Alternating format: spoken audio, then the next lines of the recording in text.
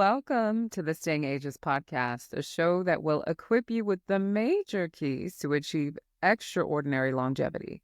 This is your girl, Esosa E. I'm a certified nutrition specialist and board certified coach.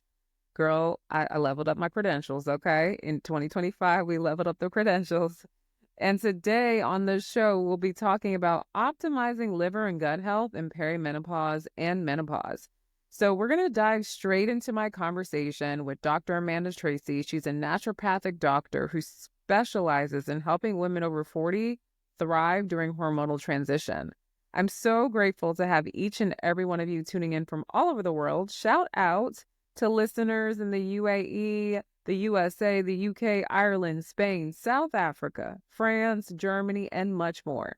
If today's show inspires you, I'm inviting you to go ahead and subscribe and leave us a review on Apple Podcasts. And we are here on YouTube as well. We will be doing video episodes from now on. So please feel free to subscribe to The Raw Girl on YouTube. It means the world to me to get feedback, so any reviews are much appreciated. Before we begin the interview, we have really big news over here at Staying Ageless Coaching. You know how they say new year, new you? Ciao, it's new year, new website. Hey, StayingAgelessCoaching.com is live. We have new, more affordable offers that you can take advantage of in 2025. We have an incredible team of holistic wellness coaches, and we've dropped our rates for some of our signature programs so that more women can benefit from the knowledge in them.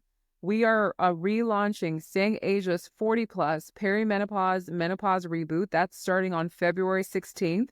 In this 8-week program, it's designed to activate dynamic women like you to establish lasting rituals to transform your overall health, beauty, and energy so you can have the bandwidth to live your best life personally and professionally. And you're also going to be able to navigate perimenopause and menopausal symptoms like a boss, okay? In that program, you'll follow my Ageless 40 Plus protocol, which helps people increase their energy, get better sleep, and support healthy and symptom-free perimenopause and menopause. We also have a Staying Ageless Body Goals Challenge. I'm so excited for this, okay? Staying Ageless Body Goals is our new transformative 2-month program. It's designed to get you snatched, boost your energy, and improve your physical fitness so that you can build the muscle mass you need to maintain the body you want at any age while supporting your longevity. In that program, you're going to get weekly workouts that are easy to follow via our Staying Ageless coaching app. Weekly 30-minute fitness coaching calls to keep you motivated. We have an amazing fitness coach on our team now. Access to a Body Goals meal planner with recipes. You'll be able to track your daily habits. This is my favorite part of the app. I use it every day to track my habits, and it really makes me happy. And our app syncs with Apple Watch, MyFitnessPal, Oura Ring, Fitbit, and more. This Body Goals Challenge is going to be lit. It starts February 23rd. We are giving away prizes, okay? There's going to be 3 prizes, so 3 grand prize winners. The first winner, we already know you're going to get a juicer, a smoothie book, a free Primatine supplement, 2 free Primatine supplements. The second place winner, you're definitely getting Primatine supplements. We are adding more sponsors by the day, so stay tuned because we are trying to beef up these gifts because we want y'all to really, really go in and compete and also hit your body goals. We also have merchandise coming, y'all, on the new website, so stay tuned. All of my books are also on our new website, so go check out StayingAgelessCoaching.com and tell a friend that we are back in 2025, bigger and better than ever. Okay. All right, so before we segue into our guest convo, I want to tell you guys about the supplement that's part of my Ageless Stack. Primatine. We are giving this away for the Body Goals Challenge, okay? Primatine. Primatine spermatine is amazing.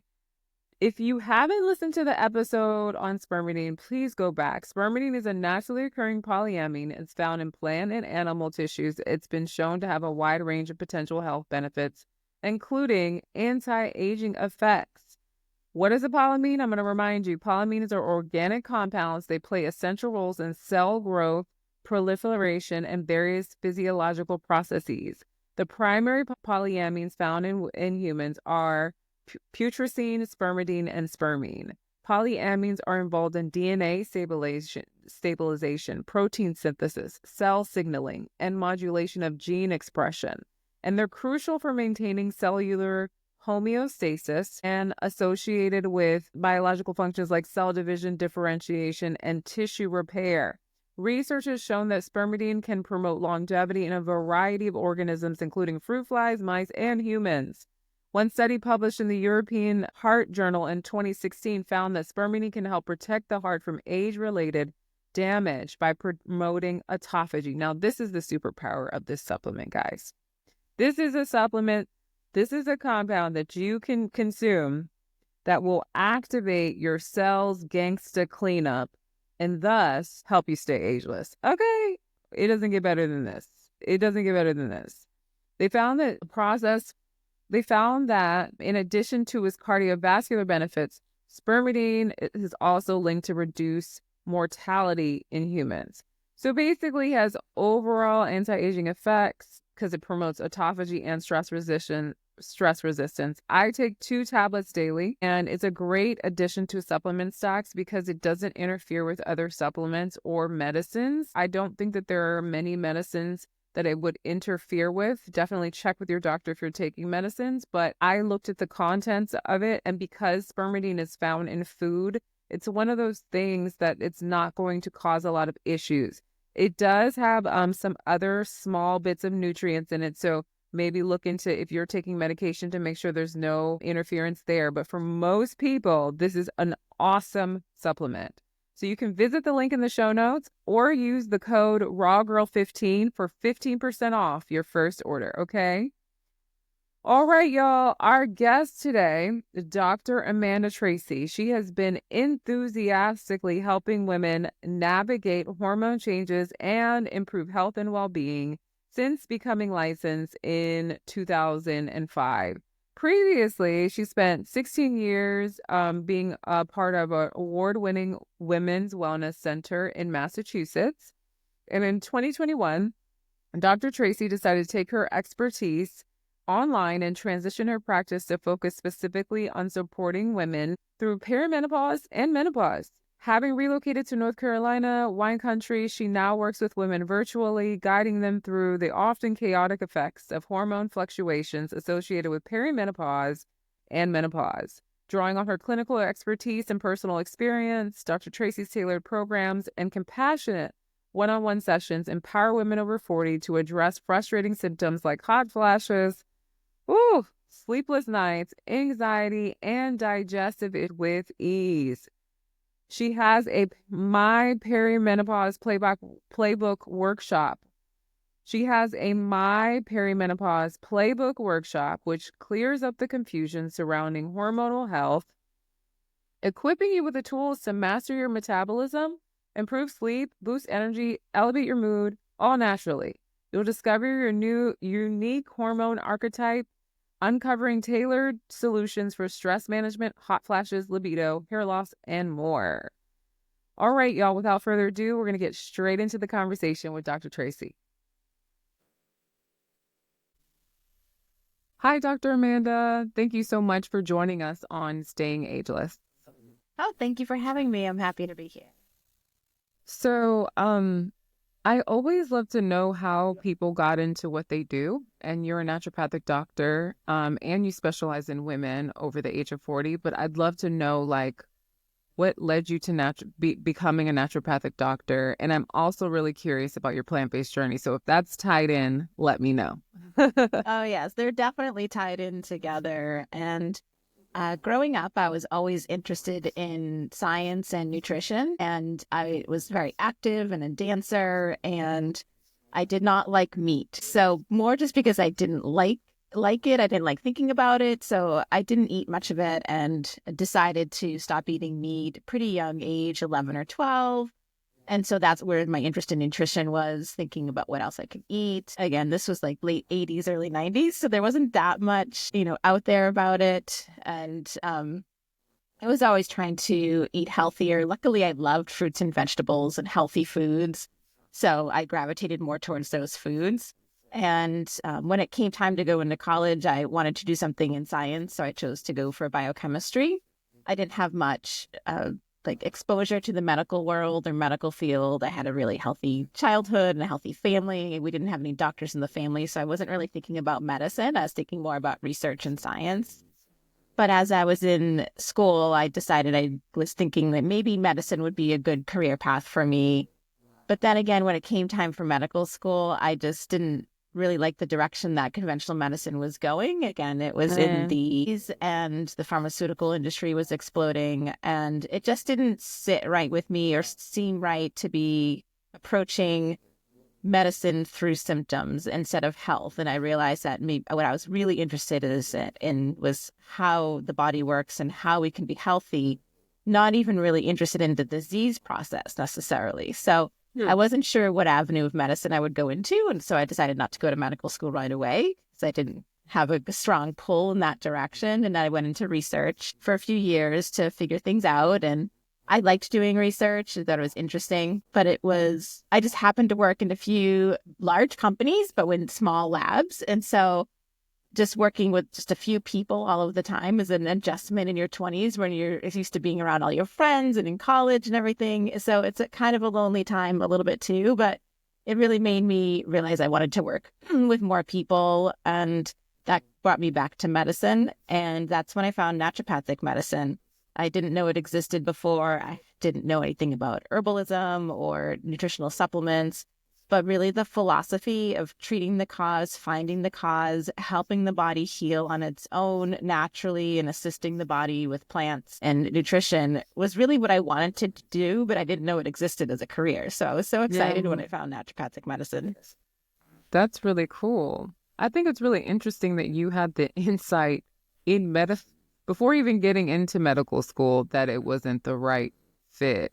Because I feel like a lot of people that I speak to, they go all the way in and they're already doctors, and then they get frustrated with the system and realize it's not necessarily doing what they intended, especially if they have a heart to help people. But I think it's interesting that you had the discernment before you even went down that bandwagon. You were like, nope, yeah, nah.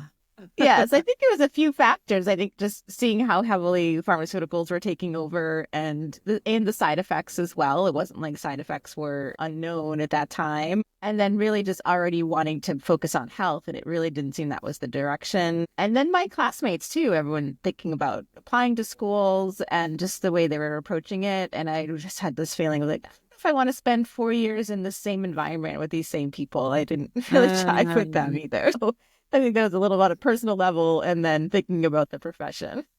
Got it. So what led you then to specialize in women over 40? And when did you start that process? Almost right away in naturopathic school, I was always interested in women's health, primarily outside of fertility. And even in naturopathic school, when I would say, oh, I want to focus on women's health and hormone balancing, people would assume that I also was doing the midwifery program. But that's sort of the only avenue we had, even in naturopathic school, to study women's health. But I really wanted to focus on helping women enjoy life and feel their best, like before pregnancy, after pregnancy, and also for my own journey too, because I was not having regular periods, mostly through my teens and 20s, and could not find a cause. Conventional medicine couldn't find anything wrong. All tests showed everything looked good. And I would have periods routinely for 6 or 8 months. Without making any other changes. And then they would disappear for 6 or 8 months without making changes. Wow. And so it was a mystery that I was trying to figure out on my own too. And looking at it hormonally through naturopathic school and trying acupuncture and other therapies. And I still had the same pattern in school and chalked a lot of it up to stress too, maybe. And wanted to focus on that for my own health and my practice. And so that was part of my own journey. And when I started my practice, coincidentally, I was vegetarian and not much of a fan of dairy, sort of like meat. I didn't really eat it. I didn't go for it. But, when you go out to restaurants or someone's house, you just eat it because it's the vegetarian thing that was there. Yes. And once I made the decision to fully go plant-based and cut and really not have any dairy or eggs, even though it wasn't a large part of my diet, my cycles started to be very regular without making any other changes. So I saw the impact of that in myself. So I wanted to do that for other women. and focus on that. And as my practice grew, women's health and hormones was about 50% of my practice. I still had a family medicine practice as well. And when I decided to leave that practice in Massachusetts and move out to California about 3 years ago, I had the opportunity to almost start over again and really rethink my practice. And I thought, well, what's the part that I really love? Who are the women I really love working with? What do I find the most interesting? I mean, at the time I was 43, 44. So I was, going into perimenopause too. So that was one of the reasons to focus on it. But I really love working with women in their 40s that are starting to enter this time of change and reevaluating a lot of their health patterns and looking to feel better. So it was more the move and starting the new practice that allowed me to really niche down into perimenopause and menopause. Awesome. You said at the time I was in my early 40s. You look great, by the way. Thank you. I'm almost 48. Wow. You look great. That's awesome. Wow. Okay. So let's talk about perimenopause and menopause. We've discussed this on this podcast and we've talked about what it is. And I think people are starting to understand it better. So we know that menopause is after we've not had a period for at least a year. That's like the technical definition. And then perimenopause can be even a decade leading up to that event. What is your approach? Like when people I know that from our perspective, people are coming with all kinds of different symptoms, of course. And a lot of times they don't even know that that's what it is because we aren't educated about this. But what are the initial things that you're really looking at to optimize when someone let's start with perimenopause, when someone's in perimenopause? Sure. I mean, what I do see that a lot of more women are coming to my practice with the inkling that their symptoms could be linked by perimenopause, which has definitely changed comparing to like 5 years ago. So the talk about it and the awareness is increasing, which is great. Yes. And my approach really is holistic. We do look at hormones where they're at when a woman starts working with me, and also looking at when people think of hormones, a lot of times we think about where the hormones are made from our fat cells and ovaries, but we're also looking at how the body uses hormones and processes hormones, because when women are in perimenopause, like estrogen can be going up and down and a little crazy. So we don't necessarily always want to be trying to pump it up, so we're thinking about how the liver manages it and the gut manages it. So we do a lot of herbs and supplements to help liver health and gut health. But when I start working with women, often they're starting having hot flashes. They're not feeling well during the day because they're having mood changes and not feeling like themselves and not sleeping well. So it's really hard to make supplement and nutrition changes if you're exhausted and you're not sleeping. So often that's where we start, is to work on sleep hygiene, sleep pattern, look at stress hormones, manage that so women can get a little bit more rest and manage their energy better during the day so that they can then move on to the healthful changes to help with perimenopause. And what is the impact of working on the liver and the gut health, and how are those tied into the menopausal changes? Well, I think of the liver as sort of the bottleneck with hormones, because once your body's making those hormones, the liver is deciding which ones to keep, which ones to get rid of, and then those hormones end up in the gut. So that's where you can start accumulating them more, recycling them, or getting rid of the extra hormones. And in perimenopause, we're usually working against lower progesterone levels because that's the process of perimenopause. So we're always trying to get the estrogen to balance out with that low progesterone if possible, so that women can feel better and have less PMS symptoms. So we do focus on like lifestyle techniques that would help the liver manage hormones better, like starting the day off with a cup of warm water with fresh lemon in it, cutting down on alcohol and sugar, looking at some liver teas like milk thistle or dandelion to have in the evening, and really trying to help the liver do its job efficiently so that you can have less side effects from the hormone imbalances.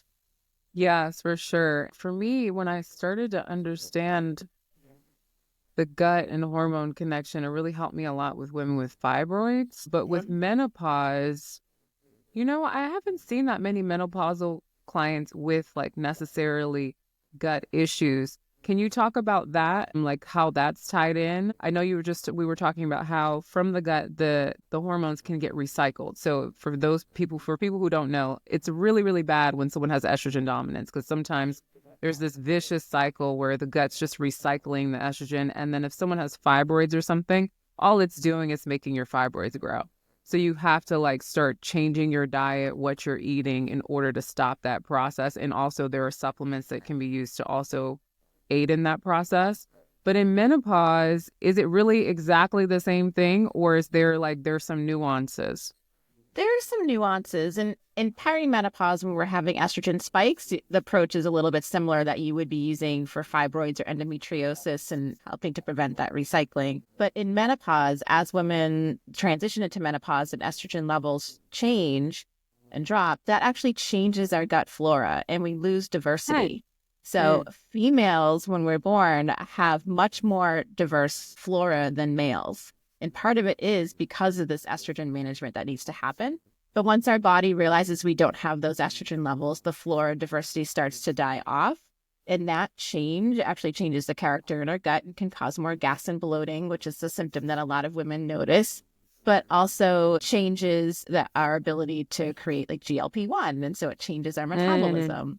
It also changes our ability to create as much serotonin in the gut. And so when you're thinking about mood and sleep, the loss of gut diversity is something that menopausal women would want to address. So it's not as much about the estrogen recycling anymore. It's more about the flora diversity and trying to maintain that as the estrogen levels are dropping. That's so good. So it's impacting our metabolism. That's huge for women in menopause. Yes. They're just like, oh God, could I please we get think that of back? the change in metabolism and the change in fat for going from our hips to our bellies to be more just related to estrogen levels changing, but the gut has a lot to do with it. That's so good. And I know a lot of people listening, or just a lot of people who just are just looking for solutions, might think to themselves, well, if I just go get a good probiotic, maybe I could resolve this issue. Is it that simple, or is there more nuance to this? There's more nuance to it, because when we say, oh, I'll just go get a probiotic, most of the ones that you'll find on the market are the more popular Lactobacillus and Bifidobacterium strains, which is good for general gut health or looking at preventing gas and bloating. But the strange changes that happen with estrogen levels changes are more unique, so that we're looking more at targeted probiotic strains that are going to help replenish this flora. And some of the strains are ones that we lose when estrogen levels change, and others are more that keep the environment healthier to manage estrogen better. So you do need some help with a practitioner to figure out which probiotic strains you want to be adding back in. Wow. Are there any off of the top of your head strains that you look for as far as the ones that manage the estrogen process better? Well, the one that most people are talking about now is Akkermansia. Yeah. And you may see it talked about more about metabolism and weight loss, but the real thing is that's one of the strains that's really high in women premenopausally and not in men. And that's one of the strains that enhances the environment so that we are able to create more GLP-1 in the gut. But it's one of the strains that's reactive to estrogen levels. It doesn't necessarily recycle estrogen in the estrobolome sense, but it starts to die off when our estrogen levels go down. So there's a lot of research now looking at Akkermansia and its like partner strains in menopausal women and seeing if it can, and it does, change the metabolism. And there have been studies showing that reintroducing Akkermansia can help with decreasing LDL and total cholesterol, as a lot of women notice in menopause that creeps up all of a sudden. Yeah. And also changing insulin sensitivity. Let's talk about that LDL and the cholesterol. It's one of the big things that everyone starts freaking out about. And I have to explain that it's just the natural process, like that it's just what happens. Can you break it down for people? Because I don't think I've ever even explained it on this podcast. Well, the way that I see it in my practice is it's usually women that have not had any issues with their cholesterol levels. So they haven't really had any issues, meaning that when they have it tested, it doesn't show up high. And so they haven't had any conversations with their other doctors about cholesterol. they're mostly plant-based or, plant-heavy diets. So they feel that they're doing everything they can to manage their cholesterol. And so they're more almost offended when it starts going up and mad because they think they're doing everything right, which they are. And then their doctor's saying warning them saying, oh, well, it's getting a little high. We might be talking about a statin next time you come in, and they really don't want to do that. And that's when they come to me with this conversation. But really, our body does age. Our metabolism does change. We do need to eat less as we age. It's not a drop off a cliff at age 40 or 50 as if we sometimes feel. It's a micro change of 1% each year. It's more that those things are additive at a certain point. And the change in gut bacteria would impact cholesterol levels, making more cholesterol, which is a little bit of a change. But really, LDL cholesterol, which is termed bad cholesterol, is really not an issue unless it becomes damaged or oxidized. It can be floating around in your system and not cause any problems with plaques or clots. And so we focus on antioxidants and antioxidation and reducing the capability for damage on that cholesterol and looking at the other parameters such as good cholesterol, which that's something that may change too in menopause. So women tend to have higher levels of HDL or good cholesterol, and so even if their LDL's been going up, they feel that they're in balance and they haven't had to worry about it. So HDL can start to go down in menopause, but it can be raised by a few things like exercise and some supplements. So that's something that we focus on too. But a lot of it has to do with the change in the gut and the liver going through menopause, along with our metabolism that comes into that perfect storm that when a woman gets her cholesterol tested 2 years into menopause, it's all of a sudden 10% higher than before. But it's something that we can approach naturally. Yeah. Do you believe that, and I've actually never really looked at research on this, but the way that I think about menopause is that it's a natural part of the aging process. I've had some in my mind. I always, when I think of it as a natural part of the aging process, I wonder to myself, can I delay this? But then I notice in my clients, so I've had a client who was in menopause, and when she worked with me, her period came back. And that was really interesting. But I also, though, have noticed generally with most people, their menopausal clock is tied to their genetics. So usually if I ask them around the time when their mother, you know what I mean, had menopause, it's gonna usually be around the same time. Is that your thought on the issue as well? Yes. If we're talking about true menopause, it's not happening because of an external influence such as environmental toxins or hormone imbalances because of diet and inflammation and other things. It really is tied to your makeup and your genetics as far as around the year. So that's the conversation I do have with patients if they knew when their mother went through it or their older sisters. And then also a little bit around their stories too. Like if it does seem like their menopause was a natural menopause, meaning it didn't have these external influences going on too, or internal imbalances to really make sure that that's the true age. And it really does seem to be tied to that. Symptom-wise, because our generation, that Generation X, and I'm sure assuming millennials too, we have more environmental toxin exposure, food qualities down. Even people are eating a lot of fiber and vegetables, it's just not as good as it was 100 years ago. As far as nutrient density, we're starting to see somewhat earlier menopause or different menopause symptoms too, because some women will say, oh, my mom just had hot flashes and that was it. So that's what they're expecting. But we have all these other influences in our lifestyle and environment that are changing the character of menopause. Yeah, that's so good. And I think some people are also getting it earlier because of some of these things. I see that a lot in my practice. Yeah. And like you said, it's almost like we almost have to have a new category of menopause induced by literally environmental factors. Because like you said, sometimes people are not having periods, but it's just a hormonal imbalance. It's not like you're actually in menopause. And I think that's happening a lot more to a lot more women now. Yes, I've seen this a lot in my practice, especially when women will come to me and they've been 47, 48, and they're getting to that year of not having periods. And they've been trying to wait to figure it out and see if that's what really was happening. And then once we do start working together, they start having periods again lots of times because they weren't quite in menopause. It was more of those other factors. Yes, which would explain, why I had that experience where I was like, because like, that was interesting. Awesome.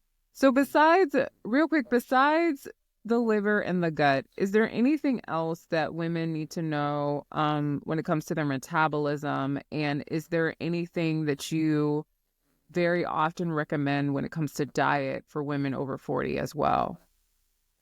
When I'm working on diet and nutrition with patients, I definitely focus on the individual basis and what they need. We do need to, for women over 40, potentially maybe focusing more on protein, but not necessarily super high protein because we want to make sure we're also getting enough fiber. So often working with women will focus on specific fruits and vegetables or nuts and seeds to help with their specific hormone situation. Focus on tracking fiber for a while and get used to having a good, like close to 40 grams of fiber a day to help the gut. And then look at the types of proteins and quantities of proteins and figuring that out while we're also sometimes trying to manage or figure out a good pattern for fasting.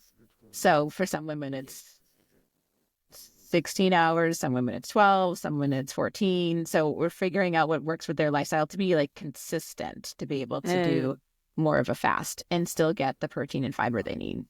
So intermittent fasting is a big part of what you recommend for women over 40 as well, it sounds like. For a lot of my patients, I do have a population of patients that we're working on trying to eat enough food.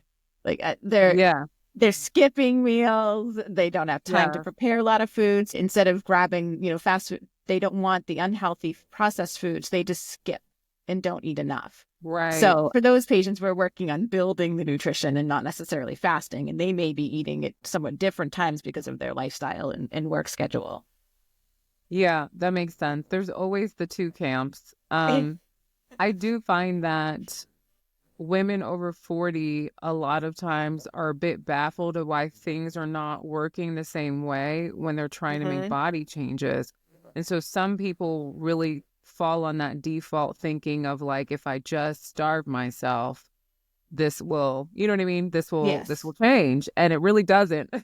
And then that's what makes things worse, honestly. Yes, because they're only eating salad and nothing on it, and they're starving. And yes, it doesn't. I mean, the recipe for crazy, you're already irritated, your hormones are, you know what I mean? It's just really, so it's that balance of like nourishing yourself. I want to know, you look fabulous. So I kind of want to know, like, because from a plant-based perspective, I think that the protein is very important and I exercise a lot. So I have my supplements and stuff that help me hit specific protein goals in addition to eating a balanced diet. What are your personal keys to actually hitting your protein goals being plant-based?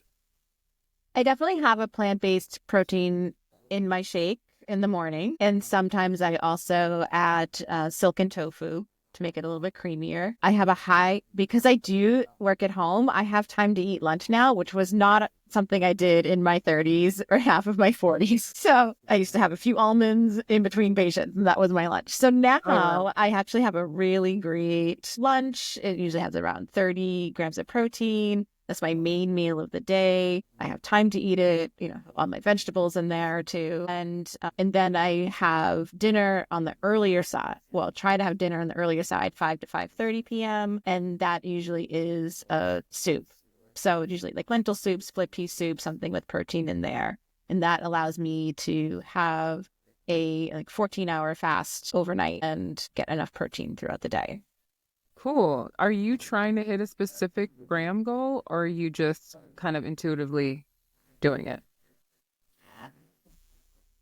Both. I mean, for me, I intuitively do it. And then about a couple days a month, I'll plug things in a calculator and track things and see how things are going. Because I'll eat the same meals for 3 or 4 days in a row. And I'm like, okay, let's see how this plan is. I'm like, okay. If it has not enough fat, I was like, okay, I know when I have this sort of day, I should add in an avocado or something like that. So I do check and track things, but I have my recipes that I use somewhat routinely. So I kind of know what I'm eating. Awesome. Is there anything else you would recommend or any encouragement you want to leave listeners with who are over 40 and feel like they're struggling with all of the changes? Yeah. I mean, I would say like know that it is a time for change and look at it as a chance to reevaluate some things that you might be doing in your lifestyle, work, stress levels, because these are the things that impact our hormone balance. And know that it is a time of change, and often we try to like do something like start taking a supplement or make a dietary change, and we're looking for, an outcome right away. But our hormones do take about 90 days to make a full shift. So when you do start doing something, stick with it for 3 months to see if it's really helping or not. And that 90 days can even be a little bit longer in perimenopause, where we're having more dramatic swings of hormones. So it can get a little tricky if you're trying things on your own, but to do them for a few months and to really see if they're working. So try to be patient with it. And I guess the light at the end of the tunnel is, for a lot of women, they feel a lot better in menopause than they did in perimenopause. So. Right. I loved the beginnings of your advice because I believe that there's a reason why the word pause is in menopause. Like pause and reflect, pause and like let go of control. Like, awesome. Where can people find you online, Dr. Amanda? Social media at Amanda Tracy ND. I'm on most channels, and my website is Dr. Amanda Tracy. And I also have a free recipe guide there. So if women are interested in looking at their foods and their hormones, they can get the recipe guide on my website. Awesome. Thank you so much. This has been an awesome conversation. You're welcome. I really enjoyed the conversation as well.